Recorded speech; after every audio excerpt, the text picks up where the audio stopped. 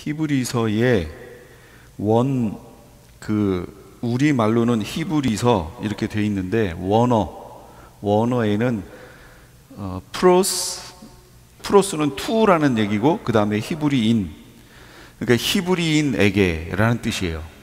히브리인에게. 대상이 누구라고요? 수신자가? 히브리인. 사실은 이거 히브리인들이 지금 봐야 되는 내용이란 말이에요. 그러면 우리는 상관없어요? 우리 안 봐도 돼요?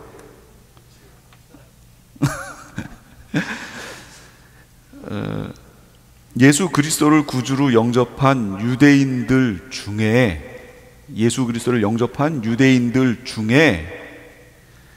이게 쓰여질 당시가 AD 65년에서 70년 사이예요. 65년에서 70년. 그러면 우리가 지금 잘 알고 있는 거 뭐 하나 있죠? AD 70년. 그럼 뭐예요? 몰라요? 내가 안 살아봐서 몰라요? 이런? AD 70년에 뭐 있었잖아요, 예루살렘에. 권사님 뭐라고요? 진짜 모르시는 거예요? AD 70년에 로마의 티투스 장군이 예루살렘 쳐들어와서 예루살렘 다 불탔잖아요. 성 다 무너졌잖아요. 그게 AD 70년이에요. 그게. 그러니까 이 히브리서가 쓰여진 거는 바로 그렇게 되기 바로 직전에 쓰여진 책이에요. 그 당시 있던 크리스찬들, 예루살렘에 있던 유대인 크리스찬들은 두 가지 핍박을 당하고 있었어요. 두 가지 상황에. 뭐냐면 첫째는 신앙적으로는 유대인들에 의해서 핍박을 당하고 있었어요. 그렇죠? 신앙적으로. 그래서 바울 같은 경우도 뭐예요? 이런 크리스천들 잡으러 다녔던 사람이 바울 아니에요? 사울. 그런 사람이고, 이제 바울이 개종하고 나서 바울이 전도하러 다니는 데마다 누가 쫓아다니면서 너희 그냥 믿음으로 안 돼, 너희 할례 받아야 돼 라고 누가 그러고 다녔어요? 유대인 누구? 그냥 유대교에 있는 이들이요? 유대인 크리스찬들이. 희한하죠? 유대인이면서 크리스찬이 됐던 이들이 계속 쫓아다니면서 참 크리스찬들을 핍박했단 말이에요. 그 상황이에요. 그러니까 지금 이건 히브리인들에게 라고 쓴 히브리인들, 그냥 유대인들이요? 이 대상이 누구예요? 히브리인이면서 크리스찬인 이들에게, 참 크리스찬인 이들에게 쓴 거예요. 지금 신앙적으로는 그래요. 그런데 정치적으로는 어땠어요? 로마에 핍박을 받고 있었죠. 로마에 10대 박해라는 게 있습니다. 이게 뭐냐면 황제가 10명이 일어나면서 그 10명의 황제가 크리스찬들을 계속 핍박했어요. 근데 이 대표적인 게 누구예요? 잘 아시는 거. 네로. 자기 눈물 이렇게 받아가지고, 이게 긍휼의 눈물이라고 그러고, 자기가 불질러 놓고 기독교인들에게. 그래서 정치적으로 뭐가 문제가 생길 것 같으면 이거 크리스찬들이 했어, 기독교인들이 했어 하고 넘겨버리는 거예요. 그러면 그거에 대한 책임은 기독교인들이 다 져야 되는 거예요.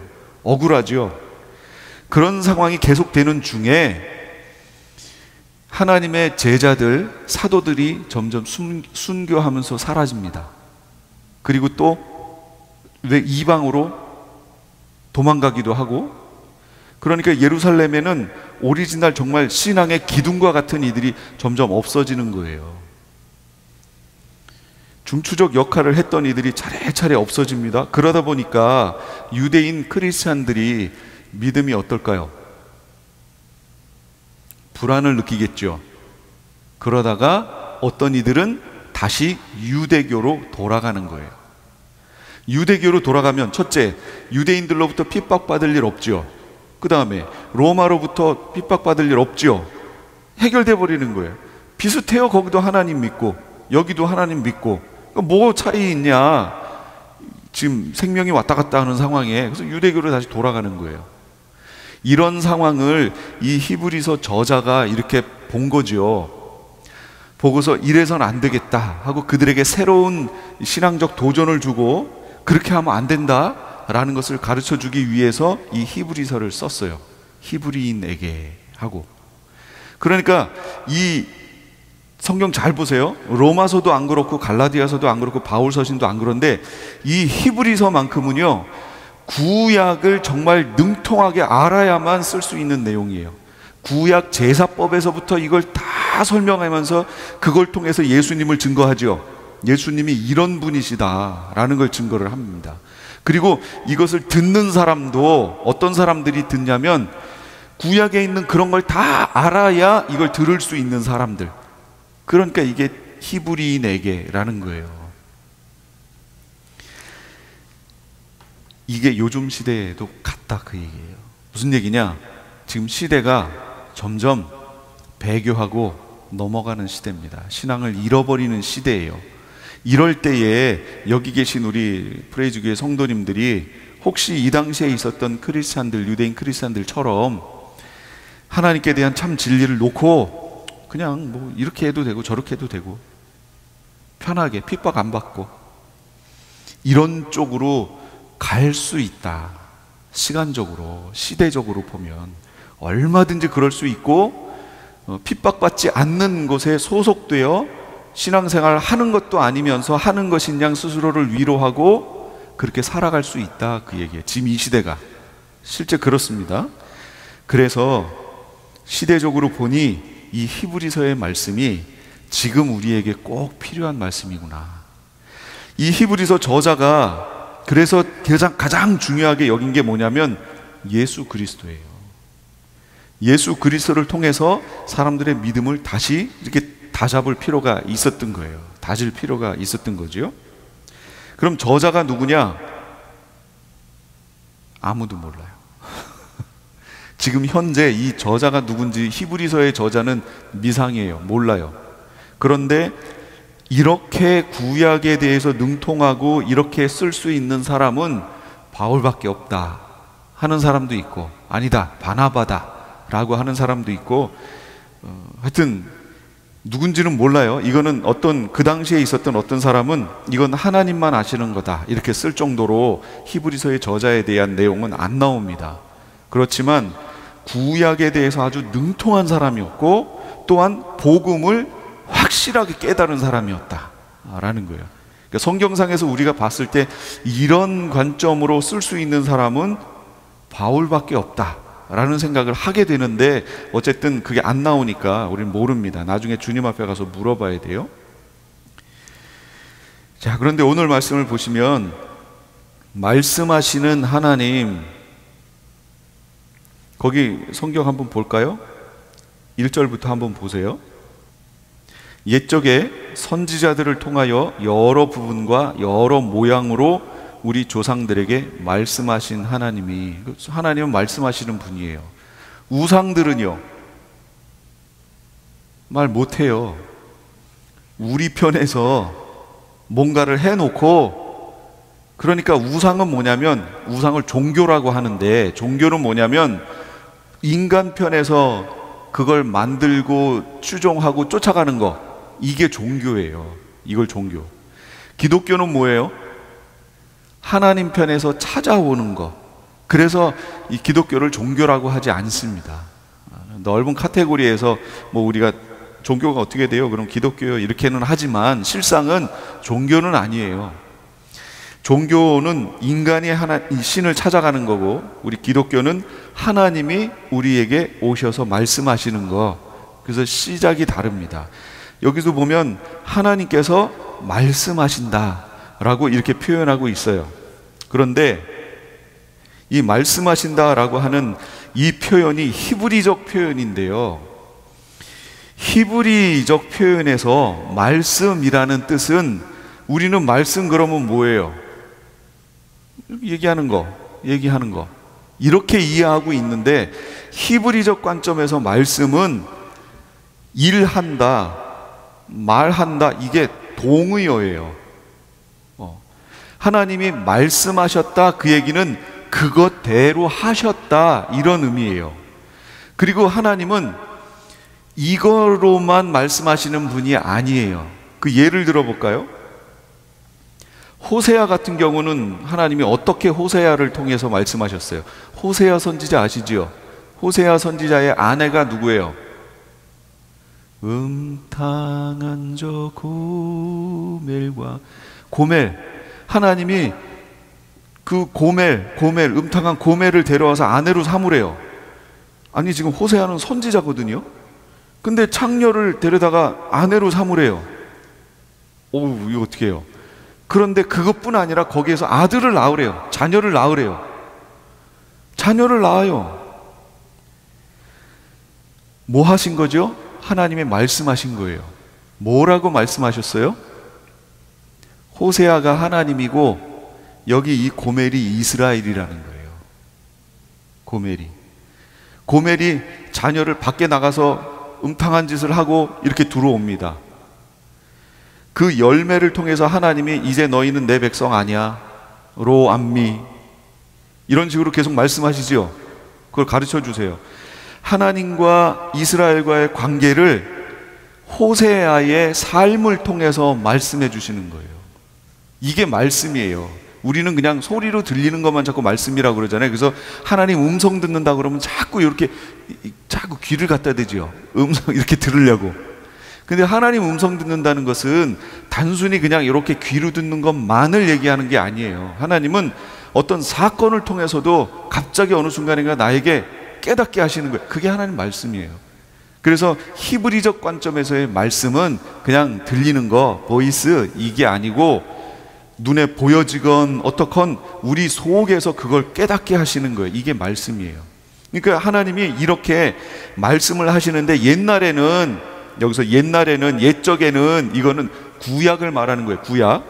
구약에서는 선지자들을 통해서 여러 부분과 여러 모양으로 말씀하셨대요. 여러 부분과 여러 모양으로 말씀하셨어요. 그런데 신약으로 오면 이제 이 시대의 이 날들의 마지막 날에는 무엇으로 말씀하셨어요? 아들로 말씀하셨다. 이걸 잘 묵상하셔야 돼요. 아들을 보내심으로 그 아들을 통해 말씀하신 거예요. 그 아들의 나심과 고난받으심, 죽으심, 부활하심, 승천하심, 다시 오시겠다고 약속하신 내용, 모든 것, 이 모든 게 하나님의 말씀인 거예요. 우리에게 주시는. 예수 그리스도의 일거수일투족을 이렇게 보고 하나님이 지금 나에게 이렇게 말씀하시는구나 하고 하나님의 음성으로 들어야 된다는 거죠. 들어야 돼요. 침묵하시는 하나님이 아니세요.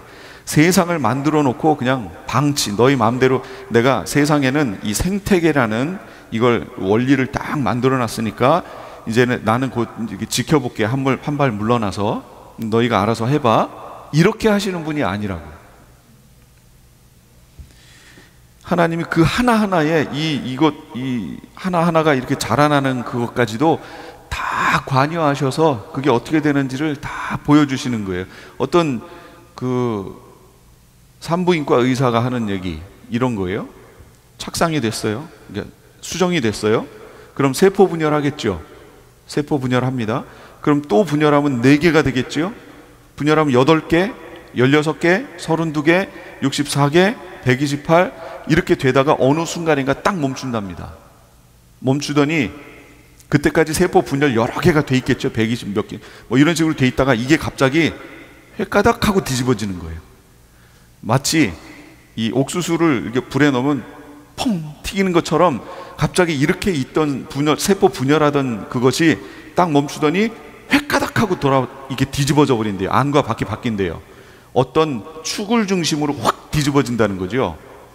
그러면서 그 축이 뒤집혔던 그 축이 우리의 척추가 되는 거고, 안에서 나온 것들이 발, 손, 얼굴, 그 다음에 장기 이런 게 된다는 거예요.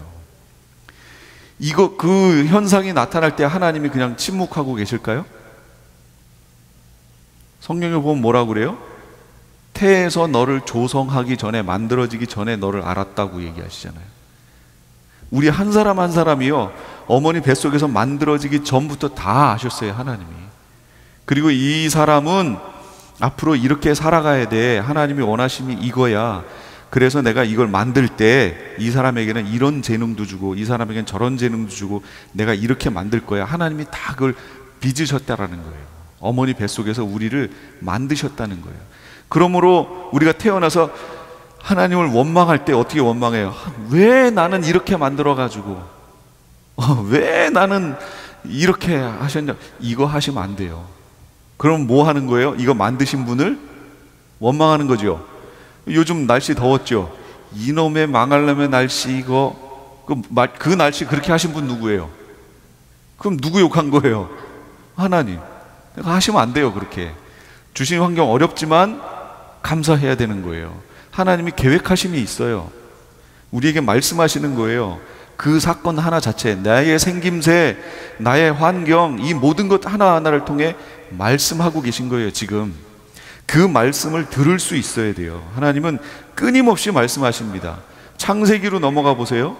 넘어가 보면 아담과 하와 선악과 먹고 어떻게 해요? 첫 번째 하는 행동이 뭐예요? 무화과 잎으로 치마를 해서 그 다음 어디로 가요? 숨어요. 그랬더니 하나님이 뭐라고 그러세요? 아담아, 네가 어디 있느냐 하고 물으세요. 아담아, 도무지 너를 못 찾겠으니 꼭꼭 숨어라, 머리카락 보일라. 그거 하신 거예요 지금? 아니에요. 하나님 어딘 줄 알죠. 그 왜 몰라요? 그럼 여기서 아담아 네가 어디 있느냐라고 하신 그 말씀의 의미가 뭐예요? 아담아, 너의 실존이 뭐냐? 여러분, 실존이라는 얘기가 뭐예요? 실존, 실제로 존재한다. 그것도 맞아요. 그것도 맞는데 철학에서 말하는 실존이라는 단어는 본질에서부터 떨어져 나온 거, 이걸 실존이라고 얘기하는 거예요. 그러니까 하나님이 아담아 너의 실존이 어디냐 라고 물으시는 거는 하나님이라고 하는 본질로부터 떨어져 나간 인간의 너의 모습, 너의 위치가 지금 어디냐 그 얘기예요. 그거 묻는 거예요. 그러니까 너는 구원받고 용서받아야 할 존재다라는 것을 인식시키는 거예요. 벌써 하나님이 하지 말라는 거 했잖아요. 죄 지었잖아요. 그것으로 인해 본질로부터 떨어져 나갔잖아요. 그러니까 하나님이 아담아 네가 어디 있느냐, 아담아 너의 실존이 어디냐 라고 하는 것은 너는 용서받고 구원받아야 할 존재다 라는 것을 가르쳐 주시는 거예요. 나에게로 돌아와야 된다. 아담아 나에게로 돌아와야 된다. 이걸 지금 얘기하시는 거예요.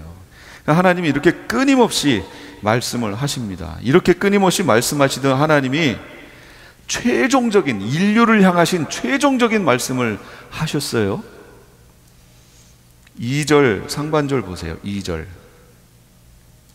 같이 읽어볼까요? 시작.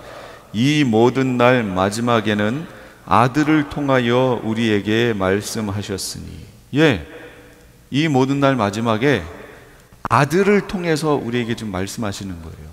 이게 하나님의 최종적인 말씀이에요. 이 아들 외에는 없어요. 이제 더 이상 없어요. 아들을 통해서 우리에게 말씀하시는 거예요.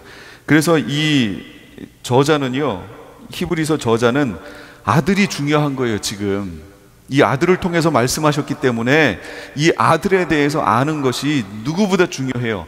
아들을 놓치면 지금 신앙생활 하는 것 같은데 결정적인 순간에 어떻게 한다고요? 다시 돌아가는 거예요. 옛날로 유대교로 돌아가잖아요. 실제로 유대교로 돌아가는 것을 어떻게 하냐면 히브리서 6장에 보면 한 번 비춤을 얻고 성령에 참여한 바 되고 하나님의 선한 말씀을 맛보고 도 타락한 자는 다시 깨끗게 할 수 없나니, 그거 나오잖아요. 이게 무슨 얘기예요? 이거 히브리인이었는데 그가 예수 그리스도의 복음을 듣고 돌아왔어요. 그리고 복음 안에서 하나님의 선한 말씀을 다 맛봤는데 지금 이런 상황이 돼서 히브리인들이 어떻게 한다고요? 과거로 다시 돌아가려고 그런다고 했죠. 실제로 유대교로 돌아간 사람들이 있단 말이에요. 그들에게 하는 얘기예요. 지금 그렇게 다 체험하고 다시 원래대로 돌아가는 사람은 다시 회개케 하여 깨끗게 할 수 없다. 그 사람들 뭐 한 거죠? 배교한 거란 말이에요. 그러니까 이 마지막 시대에 지금 우리에게 주시는 말씀이에요. 마지막 시대에 배교하면 돌이킬 수 없다. 그러니까 배교하지 말아라. 그거 지금 계속해서 말씀하시는 거예요. 그럼 이 모든 날 마지막에 아들로 말씀하셨기 때문에 그 아들 안에 있지 않으면 배교할 수밖에 없는 거예요. 그래서 아들이 중요해요. 그래서 히브리서는 구약에 있는 모든 내용을 제일 중요한 아들과 관련된 내용을 다 제사법에서부터 가져와서 그 아들에 대해서 증거하는 거예요. 아들에 대해서 말씀하셨으니까. 아들을 세상에 보내심 자체가 하나님의 마지막 말씀이에요. 더 이상 없어요. 하나님의 최종적인 말씀인 예수 그리스도에 대해서 올바로 응답하기 위해서 우리는 그분이 어떤 분이신지 먼저 알아야 돼요. 그래서 히브리서 저자가 가르쳐 주는 거예요. 2절 우리 읽었던 하반절에 보면 뭐라고 나오냐면 또 한번 읽어볼까요? 하반절에 시작. 이 아들을 만유의 상속자로 세우시고 또 그로 말미암아 모든 세계를 지으셨느니라. 이 아들을 만유의 상속자로 세우셨다. 그럼 만유가 무슨 뜻이에요? 만유는 온 피조 세계를 말하는 거예요. 모든 피조 세계, 그거의 상속자. 누가? 예수님이. 그러면 잘 생각해 보세요. 이 세상을 하나님이 만드셨는데, 하나님이 이 세상을 만드신 이유 중에 하나는 뭐라는 거죠? 만드신 세상을 누굴 주려고? 아들을 주려고 만들었다는 거예요. 그러면 우리 이런 착각 많이 해요. 그냥 여기서 이렇게 살다가 이렇게 살다가 죽으면 그만이지.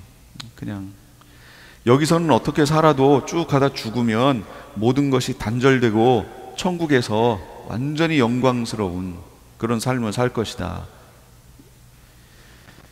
여러분, 그거는 천국에 대해서 많이 모르는 거예요. 많이 모를 때 그렇게 얘기하는 거예요. 무슨 얘기냐? 이 세상과 저기 천국이 전혀 상관이 없을 것 같으세요?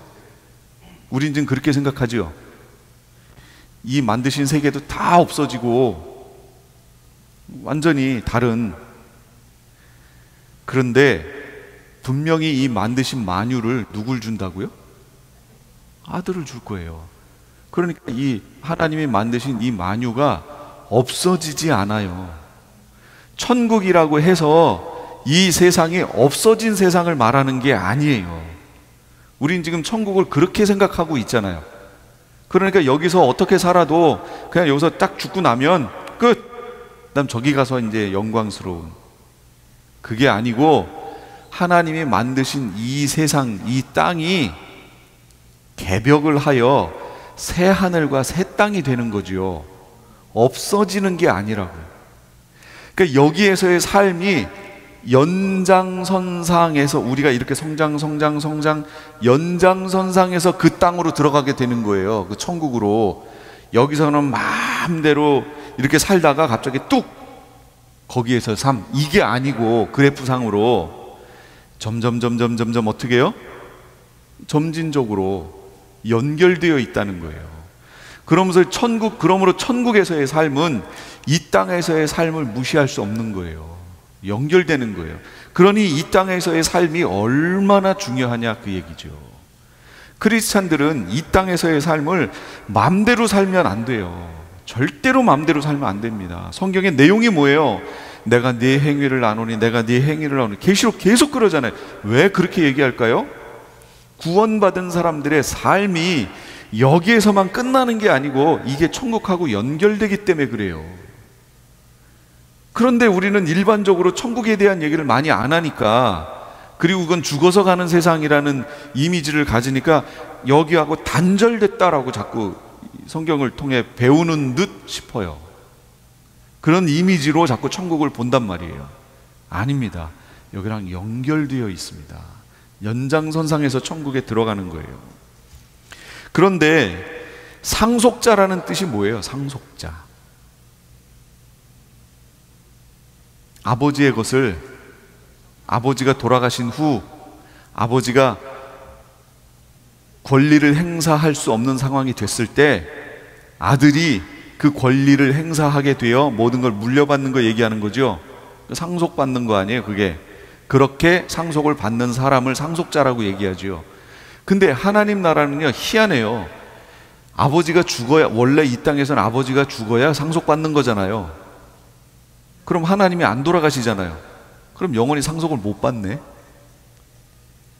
아버지가 상속해 주는 건데 아버지가 안 돌아가시잖아요, 영원히. 그러면 이건 말뿐이고 상속을 못 받는다는 얘기 아니에요, 결국은. 근데 자꾸 상속자라고 얘기하고, 하나님 아들이 예수 그리스도가 상속자라고 그러고, 우리도 뭐라고 그래요?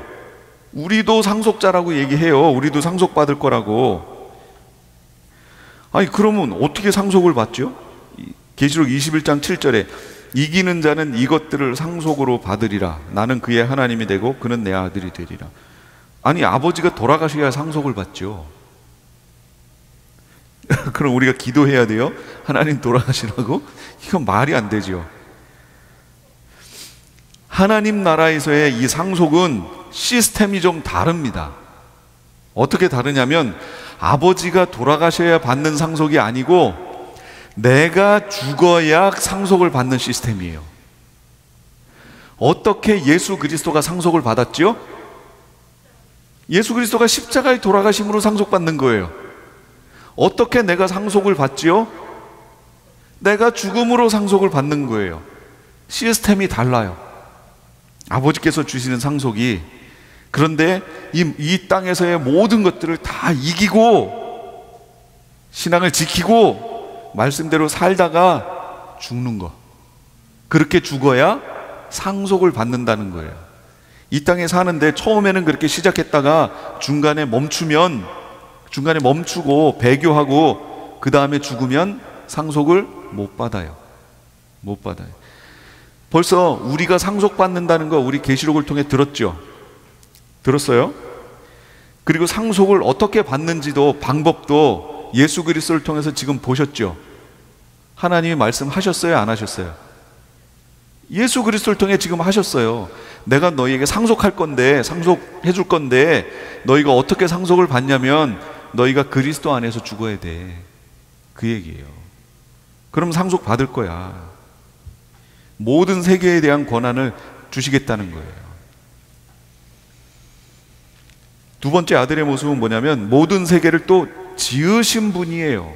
이 아들이. 예수님은 구세주, 구원주이신 동시에 또한 창조주이세요. 이 성경 말씀이 그렇잖아요. 지금 2절에 다시 한번 볼까요? 또 그로 말미암아 모든 세계를 지으셨느니라. 그를 통하여 모든 세계를 지으셨느니라. 예수님을 통해서 이 모든 세계를 지으셨다는 거예요. 그러면 예수님이 뭐라는 거예요? 창조주란 얘기예요. 만드신 분, 피조물이 아니고 조물주란 얘기예요. 만드신 분. 그러면 그걸 다른 말로 예수님은 누구라는 거예요? 예, 하나님이라는 얘기예요. 예수님이. 그래서 요한복음 1장 1절에 3절에 태초에 말씀에 계시니라. 이 말씀이 하나님과 함께 계셨으니 이 말씀은 곧 하나님이시니라. 그가 태초에 하나님과 함께 계셨고 만물이 그로 말미암아 지은 바 되었으니. 그로 말미암아, 누구로 말미암아? 말씀으로 말미암아 지은 바 되었으니 지은 것이 하나도 말씀 없이 된 것이 없느니라. 그럼 여기서 말씀이, 후반부에 가면 말씀이 육신이 되어 우리 가운데 거하심에, 그럼 말씀이 누구 얘기한 거예요? 예수 그리스도. 그러니까 여기서는 지금 예수 그리스도를 통해 하나님이 말씀하시는데 예수 그리스도가 누구라고 말씀하고 계신 거예요? 하나님이라고 지금 말씀하고 계신 거예요. 그냥 예수님은 말씀 아무것도 안 해도 이 상황을 통해서 예수님이 하나님이다라는 걸 좀 말씀해 주고 계신 거예요. 삼위일체 하나님이라는 거예요. 그런데도 어떤 사람들은 예수님은 하나님이 아니라고, 하나님과 유사하다고 이렇게 얘기하는 사람들이 있어요. 이게 초대교회 당시 니케아 공의회 때 이단으로 정죄됐습니다. 뭘 보면 되냐면 말씀을 보면 다 해결이 돼요. 근데 말씀 안에 서지 않고 자신의 어떤 그 사변적인, 그러니까 이 철학적인 어떤 이런 거에 올려놓고 말씀을 해석하려고 하면 이렇게 엉뚱한 얘기를 하게 되는 거예요. 그럼 예수님은 어떤 사역을 하셨느냐? 3절에 볼까요? 이는 하나님의 영광의 그럼 이는이 누구예요? 예수님은 하나님의 영광의 광채시오 그 본체의 형상이시라. 그의 능력의 말씀으로 만물을 붙드시고 죄를 정케 하는 일을 하시고 높은 곳에 계신 지극히 크신 이의 우편에 앉으셨느니라. 볼까요? 예수님 사역 첫 번째, 하나님의 영광의 광채시다. 이걸 어디서 하냐면 요한복음 1장 9절에서 14절에 보면 참빛 곧 세상에 와서 각 사람에게 비추는 빛이 있었나니. 누구 얘기한 거예요? 예수님. 예수님이 광채시라는 거예요. 예수님이 빛이시라는 거예요. 예수님이 어두움을 밝히시는 분이라는 거예요. 그 본체의 형상이라. 그 본체가 뭐예요? 본체. 본체 누구 얘기하는 거예요? 하나님 얘기하는 거예요. 그런데 그 본체 하나님의 형상이라. 그 형상은 뭐예요? 형상. 형상은 보이는 거죠. 그러니까 예수님이 뭐라는 거예요? 하나님의 형상이라는 거예요. 그래서 예수님이 뭐라고 예전에 요한복음 14장에 얘기하셨냐면 예수께서 이르시되 빌립아 내가 이렇게 오래 너희와 함께 있으되 네가 나를 알지 못하느냐?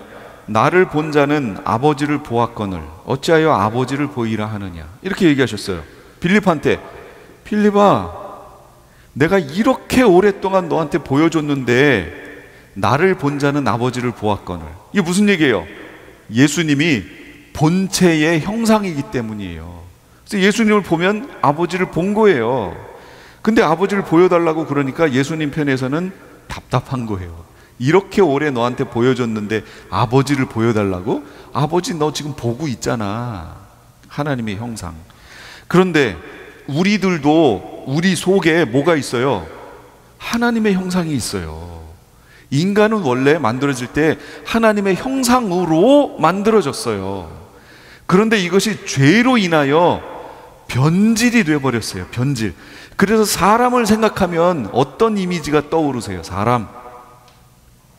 여러분이 떠오르시는 그 이미지가 여러분 주변에 있는 사람들의 이미지예요. 여러분을 형성시킨 이미지예요. 사람, 저 거짓말쟁이, 막 원망하고 이런 이미지가 떠오르면 여러분 일생에 그런 사람을 주로 본 거예요. 그런데 사람 하면은 왠지 따뜻하고 왠지 나를 도와줄 것 같고 내가 어려움에 처했을 때 도와줄 것 같고 막 이런 이미지가 있으면 여러분 주변에 그런 사람들이 있었던 거예요. 그 영향력을 많이 받은 거예요. 부모를 통해서 이런 부모와의 관계가 온전한 사람은 이런 긍정적 이미지가 강합니다. 근데 부모로부터 일찍 떨어졌다든지 문제에 있어서 어떻게 됐다든지 하면은 이런 부정적 이미지가 사람에 대한 부정적 이미지가 많아요. 우리가 신앙생활을 하면 할수록 누구를 대면하는 거예요? 하나님. 그러므로 하나님 형상에 대한 이미지가 내 속에 조금씩 바뀌어갑니다. 죄로 인해 변질됐던 하나님의 형상이 그 변질된 하나님의 형상 속에는 능력이라는 것도 들어가 있어요. 왜냐하면 하나님은 능력의 하나님이잖아요. 그래서 인간들 속에도 그런 능력이 있어요. 실제로 있어요. 예를 들면 어떤 아줌마가 자기 아이가 여기 있는데 트럭이 달려오는 걸 보고 엄마가 뛰어가서 그 트럭을 막는다든지. 이게 가능해요? 물리적으로? 안 되는데 그걸 할 수 있어요. 했다는 얘기들이 종종 나오잖아요. 그건 뭐냐면 하나님이 원래 우리를 만드신 그 하나님의 형상 속에 하나님의 능력도 들어가 있거든요. 그래서 그게 나와요. 실제로 나옵니다. 그런데 그 모든 것들을 어디에 써야 되는지가 변질돼서 모르는 거예요. 이게 하나님께 영광이 되어야 하고 하나님을 드러내는 데 써야 한다라는 것이 변질된 거예요. 어떤 사람은 나면서부터 음악의 재능을 갖고 있는 사람들이 있어요. 아마데우스 모차르트 같은 경우 4살 때 막 피아노 신동이 돼서 치고 작곡도 하고, 아니 그렇게 하니 어른이 돼가지고 이 작곡 배워가지고 그런 사람들을 어떻게 쫓아가요? 이건 말도 안 되죠. 아니 제가 진짜로 작곡 배울 때 이건 완전 수학이에요. 처음에 배울 때는 진짜로 수학이에요. 그래서 같이 배우던 그 동료는 머리 다 빠졌다고 그랬잖아요. 제가 탈모증이 와가지고 정말로 다 빠졌어요. 눈썹까지 다 빠졌어요. 진짜로. 그래서 병원 갔더니 이건 스트레스라고 그래요. 지금 스트레스 받는 거 뭐 있냐고 그랬더니 지금 자꾸 공부하는데 이게 스트레스니까 그거 잠깐 멈추라고. 그래야 이거 다시 재생된다고. 그래서 1년을 수업을 멈추고 1년 후에 왔는데 머리가 듬성듬성 나가지고 더 보기 싫은 거예요. 그래서 모자 쓰고 다니더라고. 이거 배우는 게요, 이게 얼마나 스트레스인 줄 아세요? 이거 완전 숫자 게임이에요. 이거 무슨 창의적이고 막 시상에 음감이 막 떠오른다, 막 멜로디가 떠오른다. 이거는 나중 얘기고 배울 단계에는 완전 수학이에요, 이거. 그런데 제가 저는 수학을 좋아했기 때문에 그거 하는데 문제가 없었어요. 너무 재밌게 했거든요. 하는데 가만 생각을 해보니까 내가 이렇게 해가지고 최소한 베토벤이나 모차르트 정도는 나와야 되는데 이게 게임이 될까? 가만히 이렇게 해보니까 안 되겠더라고. 전혀 안 되겠더라고. 그래서 그쪽으로 쭉 가는 거를 멈췄어요. 이게 뭐가 보여야 가죠. 그냥 복음성 몇 개 이렇게 작곡하는, 그거는 뭐 지금도 얼마든지 되니까 그걸 위해서가 아니고, 그래도 이쪽으로 쭉 나가 보려면 뭐라도 그려야 될 거 아니에요. 근데 그리는 게 엄두가 안 나는 거예요. 이걸 하면 할수록 이 세계가 얼마나, 이게 그냥 뭐 조금 이렇게 재능이 있다고 이렇게 하는 이거 가지고는 어림도 없구나. 이건 타고나야 되는구나. 그러면 그런 재능을 타고난 사람들은 그걸 어디다 써야 되는 거예요? 원래 하나님의 영광을 위해 써야 되는 거예요. 그 재능이 뭐 속에 있는 거예요? 하나님의 형상 속에 그게 있는 거예요. 그러니까 최고의 음악가는 누구냐면 하나님이 돼요. 하나님 속에 있는 게 우리에게 주어진 거예요. 각 사람에게 다 나눠주신 거예요. 그러니까 나는 아무것도 없다라고 이렇게 얘기하시면 안 돼요. 모든 사람들 속에는 하나님 속에 있던 그 달란트가 다 들어가 있어요. 그걸 가지고 하나님께 영광을 돌려야 되는 거예요. 근데 하나님 형상이 변질됐다는 얘기는 그 기능은 있는데, 펑션은 있는데 이걸 어디다 써야 되는지를 모르는 거예요. 그래서 세상 사람들은 어떻게 써요?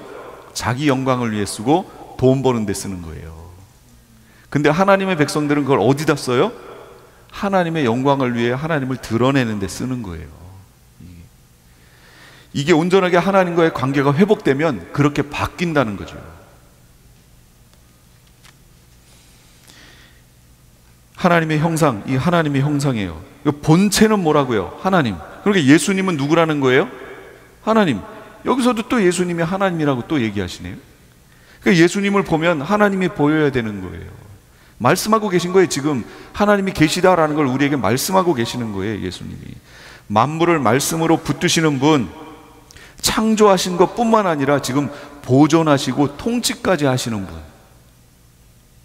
죄를 정결케 하시는 분. 그리스도의 성육신의 목적이 뭐예요? 성육신, 육체를 입고 이 땅에 오신 목적이 뭐예요? 죄사함이잖아요. 우리에게 있어서는 죄사함이죠. 성육신이 없으면 죄사함에 대한 정당성을 하나님이 주장하실 수가 없어요. 누구에게? 마귀에게. 왜요? 죄의 삭은 뭔데요? 사망. 그러면 양 잡는 거 가지고 하나님이 이렇게 해서 마귀에게 양 피를 갖고 계속 이렇게 디밀어야 돼요? 우리가 죄 지을 때마다 봐라, 얘는 양 잡았다, 얘 양 잡았다, 무슨 죄 지었다고 사탄이 얘기하면 그거에 대한 값은 얘가 양을 이렇게 잡아서 나한테 가져왔다, 양 피 흘렸다, 이렇게. 언제까지요? 세상 끝날까지? 그럼 이 세상에 양이 남아날까요?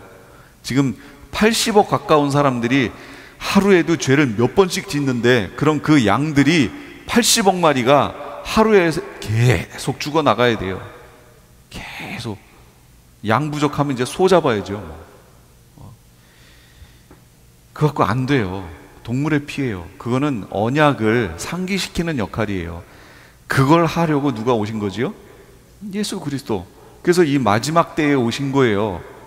그래서 예수 그리스도가 마지막 말씀이에요. 우리에게 주시는, 예수 그리스도를 통해 죄의 용서가, 죄의 사함이, 죄의 가려짐이 이루어진다는 것을 우리에게 보여주시는 말씀이에요. 예수님을 보면 하나님이 우리 죄를 저 예수님을 통해서 이렇게 가려주시고 용서해 주시는구나. 라는 말씀으로 들어야 되는 거예요. 아담아 네가 어디 있느냐 할 때 뭐라고 그랬어요? 너의 실존이 어디냐? 너의 본질이 어디고 너는 지금 어디로 떨어져 나가 있느냐? 너는 나에게로 와야 된다. 나에게로 오는 방법을 내가 누구를 통해? 예수 그리스도를 통해 너에게 말씀했다. 마지막 시대, 마지막으로 이제 더 이상 없다. 옛날에는 구약 율법을 통해서 계속 말씀하셨는데 이제 그게 아니고 예수 그리스도를 통해 지금 우리에게 계속 말씀하고 계신 거예요. 이제 이 말씀 외에는 없다. 이제 앞으로는. 그러니까 예수 그리스도를 통해서만 하나님께 와라, 돌아와라. 이거 계속 지금도 말씀하고 계신 거예요. 지금 하나님 우편에 앉으셔서 마지막 재림하실 그 순간까지 기다리고 계신 거예요. 모든 피조물의 찬양과 경배의 대상이에요. 그런데 세상은 그를 알지 못했고 영접지 않고 지금도 무시하고 있어요.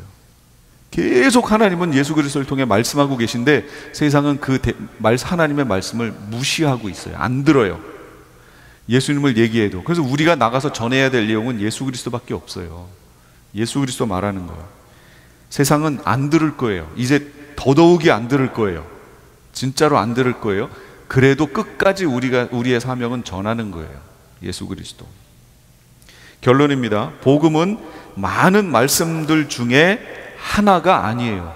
복음은 우리가 하나님께 가는 유일한 길이에요. 예, 유일한 거예요. 다른 거 없어요. 자꾸 어떤 사람들이 다른 거 얘기하는데 다른 거 없어요. 유일한 단 하나요. 그래서 진리인 거예요. 그 복음이 누구 얘기하는 거예요? 예수 그리스도. 예수 그리스도 유일해요. 이 방법 밖에는 없어요. 하나님의 이것이 마지막 말씀이에요. 하나님이 우리 인류에게 벼르고 별러서 마지막에 하시고 싶은 말씀이 있었어요. 그게 예수 그리스도예요. 구약의 이 긴 역사를 통해 계속 선지자들을 통해서 간접적으로 말씀해 오시고 하시면서 하나님이 얼마나 답답하셨을까요? 직접 얘기하면 우리가 못 알아들어요. 그러니까 구약 창세기에서부터 계시가 점점 이렇게 확대되잖아요. 계시의 내용을 보면 점점 예수 그리스도가 점점 구체화됩니다. 그래서 결국 예수님이 오신 거 아니에요. 하나님의 말씀하시고 싶었던 건 이 예수 그리스도였어요. 근데 구약 시대에는 그걸 말할 수가 없었어요. 사람들이 이해를 못하는 거예요. 그러니까 그와 연결된 얘기들을 계시를 점점 조금씩. 그래서 최초의 복음이 뭐예요? 원시 복음이라고 하는 게 뭐예요? 창세기에서 원시 복음 다 들으셨는데 아담과 하와에게 양을 잡아 가죽옷을 해 입히신 거, 이걸 원시 복음이라고 얘기해요. 그 가죽옷이 누굴 상징하는 거예요? 예수 그리스도의 피 흘림 얘기하는 거예요. 근데 인간이 그걸 알아들어요? 못 알아들어요. 그걸 얘기를 해도 몰라요. 그때 얘기했다고 그게 여기 쭉 전해질까요? 아니, 우리 3명만 세워놓고 여기다 귓속말로 하고 해도 여기 결국 와가지고는 엉뚱한 얘기 하는데 이 긴 역사를 통해 그게 그대로 전해질까요? 안 되지요. 그러니까 하나님이 원시 복음에서부터 우리에게 보이는 말씀으로 계속 이렇게 점점 해서 나중엔 제사법 드리는 거, 양 잡는 이유가 이것까지 설명을 쭉 하시다가 이제 마지막에 와서 예수 그리스도를 드디어 말씀하신 거예요. 그러니까 이게 하나님이 어이구 답답해 그러시다가 마지막에 바로 예수 그리스도야 라고 우리에게 선포하신 거예요. 그러니 하나님이 그냥 시원하게 마지막 말씀하신 거예요. 예수 그리스도 외에는 구원이 없어. 마지막이야. 이게 끝이야. 이제 더 이상 없어 라고 우리에게 하시는 말씀이에요. 그렇다면 우리는 어떻게 해야 될까요? 하나님이 말씀하셨어요. 예수 그리스도로. 그럼 이제 우리가 대답할 것만 남았죠. 네, 그 예수 그리스도가 하나님이심을 믿고 그분이 나의 죄를 용서하시는 분이시고 그분을 통해서 주님 나라의, 주님 본체의, 실존의 위치가 아니라 본체의 위치로 우리가 다시 들어가게 됨을 믿습니다. 그게 우리의 대답이 되어야 하고 우리가 죽는 그 순간까지 그거 붙들어야 되는 거예요. 그런데 히브리인들은 어떻게 했다고요? 배교하고 다시 돌아가 버렸다고. 그러니까 히브리서 저자가 그걸 보고 너무 안타까웠던 거예요. 그래서 이런 일이 벌어지면 안 되겠다 해가지고 예수 그리스도에 대해서 구체적으로 이제 앞으로 히브리서, 제가 설교할 때는 히브리서를 당분간 특별한 일이 없으면 하겠습니다. 그래서 예수 그리스도에 대해서, 제사법에 대해서, 이 제사가 왜 예수님을 어떻게 얘기하는 건지에서부터 쭉 해서 설명하는 거예요. 그래서 믿음 안에 견고하게 서라고. 그게 바로 히브리서의 내용입니다. 이제 하나님은 말씀하셨고 우리의 대답만이 남았습니다. 예수 그리스도 안에 견고하게 서 있겠습니다, 아니면 이 세상 일 돌아가는 것 때문에 저는 더 이상 신앙생활 못 하겠습니다, 저는 다시 원래대로 과거로 갈래요, 이렇게 대답하든지. 그 대답은 하나님이 기뻐하시지 않겠죠? 예, 주님 앞에 바로 서 있겠습니다. 그분이 하나님을 믿습니다. 그분이 나를 용서하시고 하나님의 나라로 나를 인도해 주시는 분이심을 믿습니다 라고 하는 그런 대답을 우리 성도님들이 다 하시게 되기를 주의 이름으로 권면합니다. 기도하겠습니다.